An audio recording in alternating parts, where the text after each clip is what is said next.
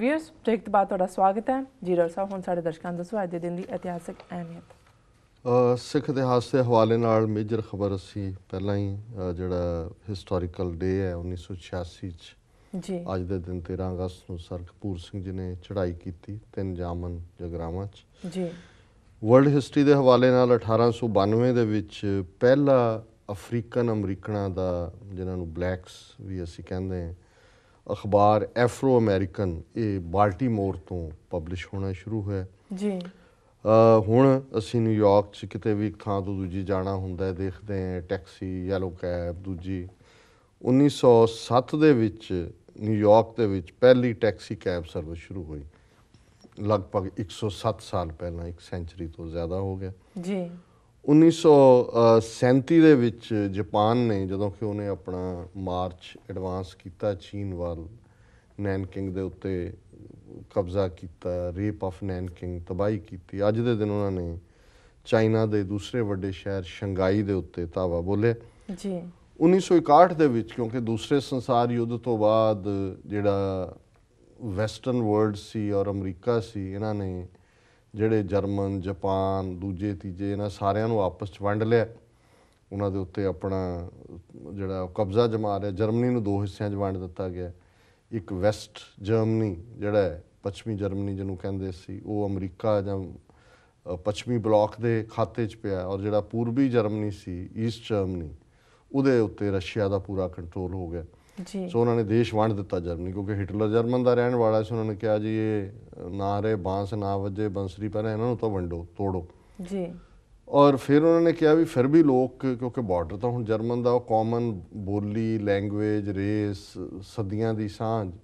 ਫਿਰ ਉਹਨਾਂ ਨੇ ਕੰਧ ਬਣਾਉਣੀ ਸ਼ੁਰੂ ਕਰ ਦਿੱਤੀ ਕਿ ਈਸਟ ਜਰਮਨੀ ਨੂੰ ਫੌਜਾਂ ਲੱਗ ਗਈਆਂ ਦੋਨੋਂ ਪਾਸੇ। ਉਹ ਕੰਧ ਜਿਹੜੀ ਹੈ ਉਹ ਖੜੀ ਹੋ ਗਈ, ਜਿਹੜੀ ਕਿ ਅੱਜ ਦੇ ਦਿਨ ਹੀ ਜਿਹੜੀ ਹੈ ਕੰਸਟਰਕਸ਼ਨ ਆਫ ਵਾਰ 1961 ਦੇ ਵਿੱਚ ਸ਼ੁਰੂ ਹੋਈ, ਔਰ ਇਹ ਲਗਭਗ 4 ਦਹਾਕੇ ਦੇ ਲਗਭਗ ਚੱਲਦੀ ਰਹੀ। ਇਹ ਫਿਰ ਜਦੋਂ ਪ੍ਰੈਜ਼ੀਡੈਂਟ ਰੀਗਨ ਅਮਰੀਕਾ ਦਾ ਪ੍ਰੈਜ਼ੀਡੈਂਟ ਬਣਿਆ, ਉੱਧਰ ਸੋਵੀਅਤ ਯੂਨੀਅਨ ਕਮਜ਼ੋਰ ਹੋਇਆ, ਔਰ ਇਹ ਫਿਰ ਟੁੱਟਣੀ ਸ਼ੁਰੂ ਹੋਈ। ਔਰ ਇਹੀ ਆਇਰਨ ਜਿਹੜਾ ਇਹ ਕੰਧ ਸੀ, ਇਹਨੂੰ ਵਿੰਸਟਨ ਚਰਚਲ ਨੇ ਕਿਹਾ ਸੀ ਕਿ this is an iron curtain, ਜੀ ਕਿ ਲੋਹੇ ਦਾ ਜਿਹੜਾ ਉਹਨਾਂ ਨੇ ਪਰਦਾ ਕਰ ਦਿੱਤਾ ਹੈ। ਔਰ ਫਿਰ ਸੋਵੀਅਤ ਯੂਨੀਅਨ ਟੁੱਟਿਆ ਹੈ, ਜਰਮਨ ਦੇ ਜਿਹੜੀ ਹੈ ਆਇਰਨ ਕਰਟਨ, ਜਿਹੜੀ ਹੈ ਆਇਰਨ ਵਾਲ, ਆਇਰਨ ਕਰਟਨ ਵੀ ਟੁੱਟ ਗਈ। ਔਰ ਅੱਜ ਜਰਮਨ ਦੋਨੋਂ ਦੁਬਾਰਾ ਇਕੱਠੇ ਹੋ ਗਏ ਨੇ। ਜਰਮਨੀ ਅੱਜ ਫਿਰ ਇੱਕ ਤਾਕਤ ਬਣ ਗਿਆ। ਜੀ ਸੋ ਇਹ ਆਰਟੀਫਿਸ਼ੀਅਲ ਜਿਹੜੇ ਬਾਰਡਰ ਬਣਦੇ ਨੇ, ਟੁੱਟਦੇ ਰਹਿੰਦੇ ਨੇ। ਸੋ ਇਹ ਅੱਜ ਦੇ ਦਿਨ ਹੋਇਆ। 1993 ਦੇ ਵਿੱਚ US ਕੋਰਟ ਆਫ ਅਪੀਲਸ ਨੇ ਇਹ ਫੈਸਲਾ ਦਿੱਤਾ ਕਿ ਕਾਂਗਰਸ ਦੇ ਰੈਕਡ ਦੇ ਵਿੱਚ, US ਕਾਂਗਰਸ ਜਿੰਨੀਆਂ ਵੀ ਈਮੇਲਸ ਨੇ ਉਹ ਡਿਸਟਰੋਏ ਨਹੀਂ ਕਰ ਸਕਦੇ, ਉਹ ਉਹਨਾਂ ਨੂੰ ਰਿਕਾਰਡ ਦੇ ਤੌਰ 'ਤੇ ਰੱਖਣੀਆਂ ਪੈਣਗੀਆਂ। ਸੋ ਇਹ ਵਰਲਡ ਹਿਸਟਰੀ ਦੇ ਹਵਾਲੇ ਨਾਲ। ਜੀ ਡਾਕਟਰ ਸਾਹਿਬ, ਸਾਡਾ ਅੱਜ ਦਾ ਸਵਾਲ ਹੈ, ਵਿਸ਼ਵ ਹਿੰਦੂ ਪ੍ਰੀਸ਼ਦ ਨੇ ਆਪਣੇ 50 ਸਾਲਾ ਸਥਾਪਨਾ ਸਮਾਗਮਾਂ ਲਈ ਸਿੱਖ ਨੌਜਵਾਨਾਂ ਦੇ ਕਾਤਲ KP ਗਿੱਲ ਨੂੰ ਵਾਈਸ ਪ੍ਰੈਜ਼ੀਡੈਂਟ ਚੁਣਿਆ ਹੈ। ਕੀ ਕਹਿਣਾ ਚਾਹੋਗੇ ਤੁਸੀਂ ਇਸ ਬਾਰੇ? ਦੇਖੋ, ਜਿਹਨੂੰ ਅਸੀਂ ਇਹ ਕਹਿੰਦੇ ਹਾਂ ਕਿ ਵੀ ਬਿੱਲੀ ਥੈਲੇ ਤੋਂ ਬਾਹਰ, ਜੀ ਹੁਣ ਇਹ KP ਗਿੱਲ ਹੋਏ, ਸੁਮੇਧ ਸੈਣੀ ਹੋਏ, ਇਜ਼ਹਾਰ ਆਲਮ ਹੋਏ। KP ਗਿੱਲ ਸਿੱਖ ਸ਼ਕਲ ਵਾਲਾ ਹੈ, ਇਜ਼ਹਾਰ ਆਲਮ ਮੁਸਲਮਾਨ ਹੈ, ਸੁਮੇਧ ਸੈਣੀ ਹਿੰਦੂ ਹੈ। ਜੀ ਹੁਣ ਇਹਨਾਂ ਨੂੰ ਅੱਗੇ ਰੱਖ ਕੇ ਪੰਜਾਬ ਦੇ ਵਿੱਚ ਪਹਿਲਾਂ ਵੀ ਔਰ ਅੱਜ ਸੁਮੇਧ ਸੈਣੀ ਸਿੱਖ ਕਿਲਿੰਗਸ ਕਰ ਰਿਹਾ, ਇਜ਼ਹਾਰ ਆਲਮ ਨੇ DIG ਹੁੰਦਿਆਂ, SSP ਹੁੰਦਿਆਂ ਕੀਤਾ, KP ਗਿੱਲ ਨੇ ਡਾਇਰੈਕਟਰ ਜਨਰਲ ਪੁਲਿਸ ਹੁੰਦਿਆਂ ਕੀਤਾ।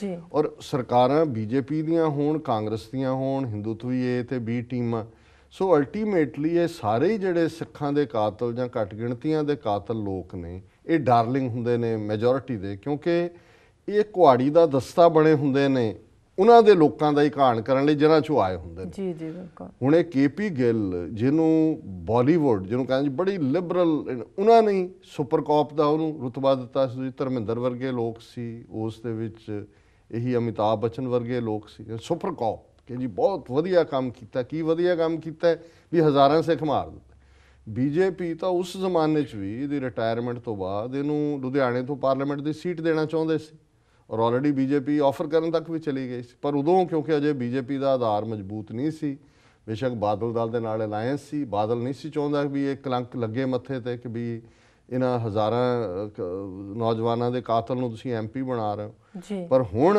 ਨਰਿੰਦਰ ਮੋਦੀ ਜਦੋਂ ਆ ਗਏ ਦਿੱਲੀ ਦੀ ਪ੍ਰਾਈਮ ਮਿਨਿਸਟਰ ਦੀ ਕੁਰਸੀ ਤੇ, ਉਧਰ ਆਰਐਸਐਸ ਨੇ ਫਤਵਾ ਦੇ ਦਿੱਤਾ ਹੈ ਕਿ ਸਿੱਖ ਬੋਧੀ ਜੈਨੀ ਜਿਹੜੇ ਨੇ ਇਹ ਹਿੰਦੂਆਂ ਦਾ ਹਿੱਸਾ ਨੇ, ਜਿਹੜੇ ਇਹਨਾਂ ਨੂੰ ਅਲੱਗ ਕਹਿੰਦੇ ਨੇ ਮਾਈਨੋਰਿਟੀ, ਉਹ ਸਾਜ਼ਿਸ਼ ਕਰ ਰਹੇ ਨੇ, ਕੰਸਪੀਰੇਸੀ ਕਰ ਰਹੇ ਨੇ।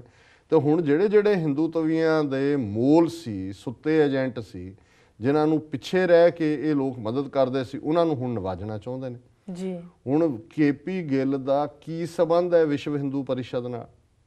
ਇੱਕ ਤਾਂ ਉਹ ਇਹ ਮੈਸੇਜ ਦੇ ਰਹੇ ਨੇ ਕਿਉਂਕਿ ਉਧਰ ਆਰਐਸਐਸ ਨੇ ਫਤਵਾ ਦਿੱਤਾ ਹੈ ਵੀ ਸਾਰੇ ਸਿੱਖ ਹਿੰਦੂ ਨੇ, ਕਿ ਦੇਖੋ ਜੀ ਇਹ ਇੰਨਾ ਉੱਚਾ ਲੰਬਾ ਸਿੱਖ 6 ਫੁੱਟ ਤੋਂ ਉੱਚਾ ਜਿਹਨੇ ਪੰਜਾਬ 'ਚ ਅੱਤਵਾਦ ਦਾ ਖਾਤਮਾ ਕੀਤਾ ਹੈ, ਇਹ ਤਾਂ ਵਿਸ਼ਵ ਹਿੰਦੂ ਪਰਿਸ਼ਦ ਜਿਹਨੂੰ 50 ਸਾਲ ਪਹਿਲਾਂ ਬਣਾਇਆ ਗਿਆ ਸੀ, ਉਹ ਉਹਦਾ ਰਿਸੈਪਸ਼ਨ ਕਮੇਟੀ ਦਾ ਵਾਈਸ ਚੇਅਰਮੈਨ। ਜੀ ਦੂਸਰਾ ਮੈਸੇਜ ਉਹਨਾਂ ਨੇ ਇਸ ਦੇ ਨਾਲ ਇਹ ਬੜਾ ਕਲੀਅਰਲੀ ਕਿ ਭਾਈ ਜਿਹਨੇ ਸੇਵਾ ਕੀਤੀ ਹੈ ਅਖੰਡ ਭਾਰਤ ਦੀ, ਔਰ ਇਹੀ ਆਰਐਸਐਸ ਦਾ ਵਿੰਗ ਹੈ ਬੀਜੇਪੀ, ਜਿਹਨੇ ਕਿਹਾ ਸੀ ਜਦੋਂ ਅਟੈਕ ਹੋਇਆ ਕਿ ਇਹ ਤਾਂ 6 ਮਹੀਨੇ ਪਹਿਲਾਂ ਹੋਣਾ ਚਾਹੀਦਾ ਸੀ। ਅਡਵਾਨੀ ਨੇ ਆਪਣੀ ਕਿਤਾਬ 'ਚ ਕਿਹਾ ਜੀ ਅਸੀਂ ਕਿਹਾ ਸੀ ਅਟੈਕ ਹੋਇਆ। ਔਰ ਜੋ ਕੁਛ ਪੰਜਾਬ ਦੇ ਵਿੱਚ ਕੇਪੀ ਗਿੱਲ ਦੇ ਔਰ ਦੂਜੇ ਕਾਤਲ ਕਰਦੇ ਰਹੇ ਨੇ, ਸਾਰਾ ਜਲੰਧਰ ਦਾ ਹਿੰਦੂ ਮੀਡੀਆ ਇਹਨਾਂ ਦੀ ਸਪੋਰਟ ਤੇ ਰਿਹਾ। ਜੀ ਸੋ ਵਿਸ਼ਵ ਹਿੰਦੂ ਪਰਿਸ਼ਦ ਨੇ ਉਹਨੂੰ ਵਾਈਸ ਪ੍ਰੈਜ਼ੀਡੈਂਟ ਬਣਾ ਦਿੱਤਾ, ਚੰਗੀ ਗੱਲ ਹੈ, ਇਹ ਉਹਨਾਂ ਦਾ ਹੀ ਸਟਾਕ ਸੀ, ਉਹਨਾਂ 'ਚ ਹੀ ਜਾ ਕੇ ਐਂਡ ਹੋਇਆ। ਚਲੋ ਘੱਟੋ ਘੱਟ ਮਰਨ ਵੇਲੇ ਮਰੇਗਾ ਤਾਂ ਵਿਸ਼ਵ ਹਿੰਦੂ ਪਰਿਸ਼ਦ ਦਾ ਵਾਈਸ ਪ੍ਰੈਜ਼ੀਡੈਂਟ ਬਣ ਕੇ ਹੀ, ਇਹੀ ਉਹ ਡਿਜ਼ਰਵ ਕਰਦਾ ਸੀ। ਪਰ ਇਤੋਂ ਸਿੱਖ ਅੰਦਾਜ਼ਾ ਲਾ ਲੈਣ ਜਿਹੜੇ ਸਮਝਦੇ ਸੀ ਜੀ ਦੇਖੋ ਕੇਪੀ ਗਿੱਲ ਵੀ ਸਿੱਖ ਹੈ, ਫਲਾਣਾ ਵੀ ਸਿੱਖ ਹੈ ਜੀ, ਉਹਨੇ ਤਾਂ ਡਿਊਟੀ ਓਬੇ ਕੀਤੀ ਹੈ, ਉਹਨੇ ਤਾਂ ਆਪਣਾ ਡਿਊਟੀ ਨਿਭਾਈ ਹੈ। ਆ ਡਿਊਟੀ ਨਿਭਾਈ ਹੈ ਵਿਸ਼ਵ ਹਿੰਦੂ ਪਰਿਸ਼ਦ ਦੀ, ਜਿਨ੍ਹਾਂ ਨੇ ਵਾਈਸ ਪ੍ਰੈਜ਼ੀਡੈਂਟ ਉਹਨਾਂ ਨੂੰ ਚੁਣਿਆ। ਜੀ ਬਿਲਕੁਲ ਡਾਕਟਰ ਸਾਹਿਬ, ਹੁਣ ਸਾਡੇ ਦਰਸ਼ਕਾਂ ਨੂੰ ਦੱਸੋ ਅੱਜ ਦਾ ਵਿਚਾਰ। ਅੱਜ ਦੇ ਵਿਚਾਰ ਲਈ ਅਸੀਂ ਬਾਬਾ ਫਰੀਦ ਜੀ ਦੇ 2 ਸ਼ਲੋਕ 93 ਤੇ 94 ਨੰਬਰ ਚੁਣੇ ਨੇ। ਜੀ ਫਰੀਦਾ ਗੋਰ ਨਿਮਾਣੀ ਛੱਡ ਕਰੇ, ਨਿਕਰਿਆ ਘਰ ਆਓ, ਸਰ ਪਰ ਮੈਥੈ ਆਵਣਾ, ਮਰਣੋ ਨਾ ਡਰਿਆਓ। ਇੰਨੀ ਲੋਇਨੀ ਦੇਖਦਿਆਂ ਕੀਤੀ ਚੱਲ ਗਈ, ਫਰੀਦਾ ਲੋਕਾਂ ਆਪੋ ਆਪਣੀ, ਮੈਂ ਆਪਣੀ ਪਈ। ਹੁਣ ਇਹਨਾਂ ਦੋਨਾਂ ਸ਼ਲੋਕਾਂ 'ਚ ਹੀ ਜਿਹੜਾ ਬਾਬਾ ਫਰੀਦ ਮੌਤ ਜਿਹੜੀ ਸਿਰ ਤੇ ਮੰਡਰਾ ਰਹੀ ਹੈ, ਤੇ ਬਹੁਤ ਸਾਰੇ ਅਸੀਂ ਸੋਚਦੇ ਹਾਂ ਕਿ ਦੂਸਰਿਆਂ ਨੂੰ ਆਈ ਹੈ, ਸਾਨੂੰ ਨਹੀਂ ਆਣੀ ਹੈ। ਜੀ ਜੀ ਅਸੀਂ ਇਸ ਤੋਂ ਸੁਰਖਰੂ ਹਾਂ ਔਰ ਇਸ ਤੋਂ ਬੇਡਰ ਹੋ ਕੇ ਜੋ ਜੀ ਚਾਹੁੰਦਾ ਕਰਦੇ ਹਾਂ। ਹੁਣ ਗੋਰ ਕਬਰ ਨੂੰ ਕਹਿੰਦੇ ਨੇ। ਹੁਣ ਕਬਰ ਦਾ ਅਲੰਕਾਰ ਵਰਤ ਕੇ ਬਾਬਾ ਫਰੀਦ ਯਾਦ ਕਰਵਾਉਂਦੇ ਨੇ, ਫਰੀਦਾ ਗੋਰ ਨਿਮਾਣੀ ਛੱਡ ਕਰੇ, ਕਿ ਵਿਚਾਰੀ ਕਬਰ ਉਹ ਤਾਂ ਉੱਚੀ ਉੱਚੀ ਤੈਨੂੰ ਆਵਾਜ਼ਾਂ ਦੇ ਰਹੀ ਹੈ, ਕਾਲ ਕਰ ਰਹੀ ਹੈ। ਜੀ ਕੀ ਕਾਲ ਕਰ ਰਹੀ ਹੈ? ਨਿਕਰਿਆ ਘਰ ਆਓ। ਉਹ ਬੇਘਰੇ ਆਦਮੀ, ਤੇਰੇ ਲਈ ਇਹ ਤੇਰੀ ਦੁਨੀਆ ਤੇਰਾ ਘਰ ਤਾਂ ਨਹੀਂ ਹੈ, ਘਰ ਤਾਂ ਤੇਰਾ ਇਹ ਹੈ। ਜੀ ਜੀ ਤੇ ਆ ਜਾ ਹੁਣ ਘਰ ਆ ਜਾ। ਨਿਕਰਿਆ ਕਿ ਹੋਮਲੈਸ ਮੈਨ, ਉਹ homeless, come back to your home, ਕਿਉਂਕਿ ਅਲਟੀਮੇਟਲੀ ਇਹ ਤੇਰੀ ਡੈਸਟਨੀ ਹੈ। ਤੂੰ ਇਹੀ ਇਸ ਕਬਰ ਦੇ ਵਿੱਚ ਹੀ ਆਉਣਾ, ਤੇ ਐਵੇਂ ਕਾਹਨੂੰ ਟੱਕਰਾਂ ਮਾਰਦਾ ਫਿਰਦਾ, ਹੁਣੇ ਹੀ ਆ ਜਾ।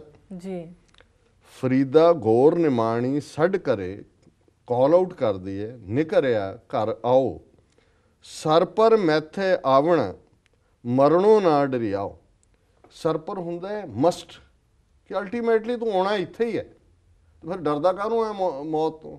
ਜੇ ਕੱਲ੍ਹ ਨੂੰ ਵੀ ਇਹ ਆਉਣਾ, ਇਹ ਰਿਮੈਂਬਰੈਂਸ ਰਿਮਾਈਂਡਿੰਗ ਹੈ ਹਰ ਇੱਕ ਦੇ ਲਈ, ਯਾਦ ਦਹਾਨੀ ਹੈ ਕਿ ਅਲਟੀਮੇਟਲੀ ਡੈਥ ਜਿਹੜੀ ਹੈ ਉਹ ਸਰਟਨ ਹੈ। ਜੀ ਉਹ ਗੌਰ 'ਚ ਹੋਏ, ਕਬਰ 'ਚ ਹੋਏ, ਸ਼ਮਸ਼ਾਨ 'ਚ ਹੋਏ। ਇੱਥੇ ਤਾਂ ਕ੍ਰੀਮੇਸ਼ਨ ਹੀ ਹੁੰਦਾ, ਇੱਥੇ ਤਾਂ ਹੁਣ ਕੋਈ ਲੱਕੜਾਂ ਵੀ ਨਹੀਂ ਹੁੰਦੀਆਂ। ਉਹ ਪੁੱਛ ਲੈਂਦੇ ਨੇ ਸਵਾਹ ਰਹਿਣੀ ਹੈ ਕਿ ਵਿੱਚ ਹੀ ਸਾੜ ਦਈ ਹੈ। ਹੁਣ ਬਹੁਤੇ ਸਾਰੇ ਕਹਿੰਦੇ ਜੀ ਸਾੜ ਹੀ ਦਿਓ, ਜੀ ਵੀ ਰਹਿ ਵੀ ਕੀ ਜਾਂਦਾ ਉਹਦੇ 'ਚ। ਲੇਕਿਨ ਗੱਲ ਅਲਟੀਮੇਟਲੀ ਇਹੀ ਉਹ ਕਹਿਣਾ ਚਾਹੁੰਦੇ ਨੇ ਕਿ ਡੈਥ ਜਿਹੜੀ ਹੈ ਇਹ ਰਿਐਲਿਟੀ ਹੈ। ਇਹ ਮੰਨ ਕੇ ਫਿਰ ਜ਼ਿੰਦਗੀ ਜਿਓ, ਫਿਰ ਭੌ ਦੇ ਵਿੱਚ, ਭੈ ਦੇ ਵਿੱਚ ਜਿਓਗੇ। ਤੇ ਦੂਸਰਾ ਸ਼ਲੋਕ ਵੀ ਉਸੇ ਦੇ ਨਾਲ ਹੀ ਸੰਬੰਧਿਤ ਹੈ। ਇਨੀ ਲੋਇਨੀ ਦੇਖਦਿਆਂ ਕੀਤੀ ਚੱਲ ਗਈ। ਲੋਇਨ ਅੱਖਾਂ ਨੂੰ ਕਹਿੰਦੇ ਨੇ, ਕਿ ਮੈਂ ਆਪਣੀਆਂ ਅੱਖਾਂ ਨਾਲ ਦੇਖ ਰਿਹਾ ਕਿੰਨੇ ਤੁਰ ਗਏ, ਕੀਤੀ ਚੱਲ ਗਈ। ਫਰੀਦਾ ਲੋਕਾਂ ਆਪੋ ਆਪਣੀ, ਮੈਂ ਆਪਣੀ ਪਈ। ਕਿ ਹਰ ਇੱਕ ਦਾ ਆਪਣਾ ਫੇਟ ਹੈ, ਆਪਣੀ ਕਿਸਮਤ ਹੈ।